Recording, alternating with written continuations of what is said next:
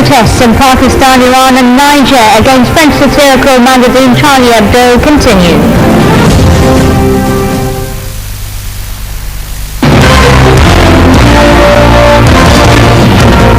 Bank of Pakistan of President Abdel al-Sisi was received on Sunday by the United Arab Emirates Vice President, Prime Minister and Dubai ruler Sheikh Mohammed bin Rashid Al Maktoum. Abu Dhabi's Crown Prince and Deputy Commander-in-Chief of the UAE's Armed Forces, Sheikh Mohammed bin Zayed Al Nahyan, as well as high-ranking Emirati officials at Al Mashraf Palace. Earlier on Sunday, Sisi met with representatives of Emirati companies. During the meeting, the President discussed with the representatives of a number of companies the investment opportunities in Egypt. Early on Saturday, the President arrived at the United Arab Emirates along with a high-ranking delegation for his two-day visit. It will also see him hold talks with a number of high-ranking officials and will discuss bilateral relations as well as regional and international issues of mutual concern. The visit is Sisi's first official visit to the UAE as head of state and will also see him attend the International Summit for the Future Energy of an invitation by Abu Dhabi's Crown Prince Sheikh Mohammed bin Zayed Al Nahyan. President Abdel al-Sisi said that Egypt is on the right track to completing the political roadmap, denying that there was a dispute between the country and its youth. In an interview with Sky News, the President confirmed there are no restrictions on the expression in Egypt. And Sisi also told Sky News that there are no political prisoners in Egypt, adding that the right to protest is guaranteed to all citizens. However, he said that the country is in need for security and stability during this current stage. President Sisi went on to stress that no one can touch the basic pillars of Islam, adding, however, that religious discourse should be developed. Regarding the situation in Libya and Syria, Sisi stressed that Egypt is backing political solutions in the two countries. He also noted that solving the Palestinian issue would create a very different aura in the region. Prime Minister Ibrahim Mahlab inspected the arrival and departure halls at the Cairo International Airport today. During his tour, the Prime Minister reviewed the security measures taken at the airport to ensure the safety of passengers. Mahlab also took time to speak to a number of passengers who confirmed that they had not encountered any problems during their travels. The Cairo Criminal Court adjourned to next Wednesday the trial of ousted President Mohamed Morsi and 35 other members of the Terrorist Brotherhood organization on charges of espionage and posing a threat to national security. Prosecutors have accused Morsi of being part of a vast conspiracy to destabilize Egypt, one that also involves foreign powers, militant groups that include Palestine's Hamas, Lebanon's Hezbollah, and Iran's Revolutionary Guards. Morsi also faces a separate trial for alleged involvement in the killing of opposition protesters in December of 2012 and during his time as president. A court is to issue its verdict on the case on the 21st of April. The ousted president is also facing another trial over breaking out of the Wadi al-Madfoun prison during the 2011 revolution. He has insisted on defending himself in all his trials. Egypt is to reopen the Rafea border crossing with Gaza for 3 days as of Tuesday for the third time since it was closed in late October after a deadly suicide bombing. The reopening of the crossing will allow Palestinian students who have been stranded on either side to travel through the frontier. Security officials say the terminal will be open from 9 a.m. through to 4 p.m. local time.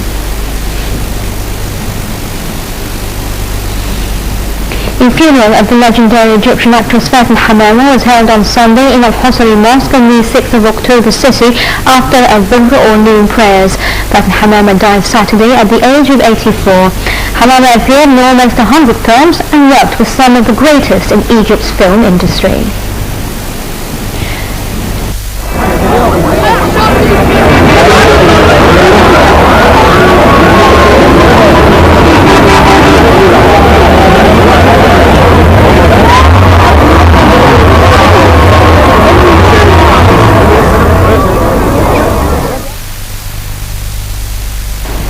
Away from Egypt, we head to Syria, where 35 soldiers were killed overnight when an army cargo plane crashed in bad weather in the northwest of the country. On the ground, 18 people were killed in unprecedented fighting between Kurdish fighters and Syrian government troops in the northeastern city of Hasakeh.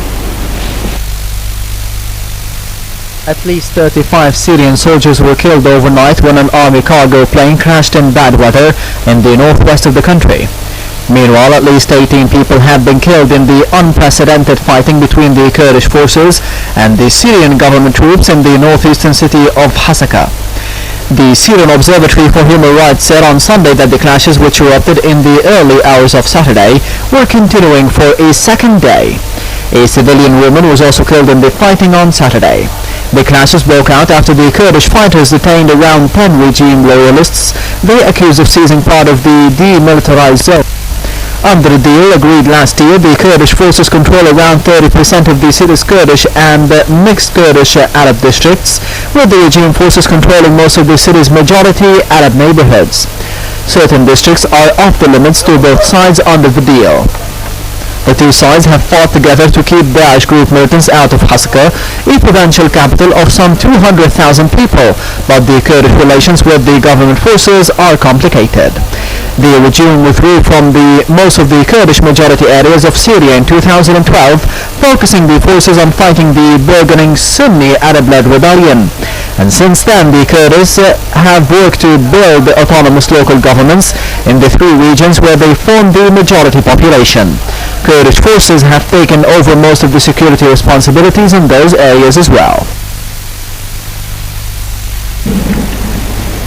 United Leagues, the Lebanese Shiite movement Hezbollah announced that several of its fighters were killed in an Israeli airstrike in the Syrian sector of the Golan Heights. They were killed during a field reconnaissance mission in the Mazat Eman village of Quneitra province.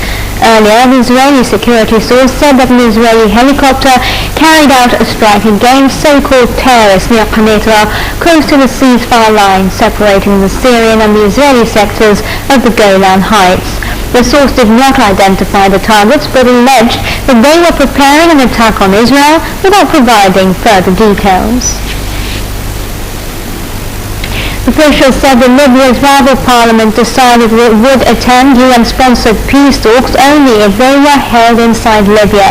Nearly 4 years after a NATO-backed revolt ousted Muammar Gaddafi, Libya is in turmoil. Two rival governments and two parliaments are backed by armed factions who Western governments fear may drag the country into an all-out civil war. The United Nations last week brought factions control of Libya together in Geneva, but key representatives from the self-declared government and associated parliament based in the capital Tripoli stayed away.